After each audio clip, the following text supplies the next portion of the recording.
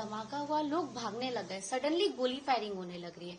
मैं देख रही हूँ लोगों को भागते भागते वो गिर रहे, तो किसी के हाथ से खून आ रहा है, किसी के पैर, तो किसी के सर।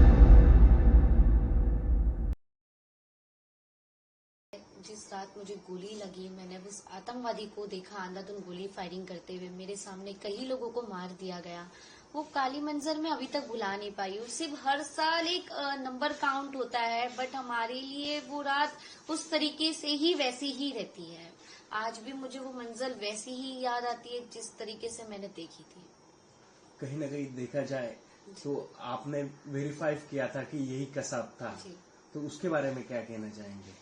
जब मैंने कसाब को फायरिंग करते हुए स्टेशन पे देखा था, देन तो 10 जून को जाके कोर्ट में मैंने कसाब को आइडेंटिफाई की थी। मेरे पापा ने दोनों को देखा था, कसाब और अब्बू इस्माइल को, और मैंने कसाब को। फिर जब मेरे सामने कोर्ट रूम में 3 शख्स रखे गए थे, उसमें से मुझे कसाब को आइडेंटिफाई करना था।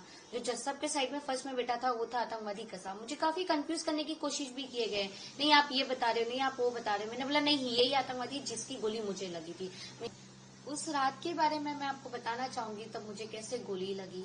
26/11/2008 की रात में मेरे पापा, मेरे भाई, मैं, हम तीनों पुणे जाने वाले थे। हम बैंड्रा से सीएसटी गए थे। सीएसटी में हम 12-13 नंबर प्लेटफॉर्म के सामने बैठे। उतने में मेरा भाई ने बोला मुझे टॉयलेट आया। पापा बोले तू टॉयलेट जाके आ जा, हम टिकट निकल के जाएंगे। वो जैसे ही टॉयलेट गया, वैसे ही जोरदार धमाके की आवाज आई। धमाका हुआ, लोग भागने लग गए, सडनली गोली फायरिंग होने लग रही है।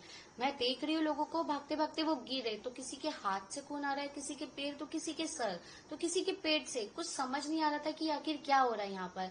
तब मेरी उम्र 9 साल 11 महीने की थी। मैं क्वेश्चन मार्क थी, यहाँ सब क्या चल रहा है, क्योंकि उस उम्र में ये आतंकवाद, ये सब चीजें क्या होती है कुछ पता नहीं होता है। मैंने फिल्म में देखा था कि किसी को गोली लगती है तो दूसरे दिन ठीक हो जाते हैं, बट रियल लाइफ में तो ऐसा कुछ नहीं था।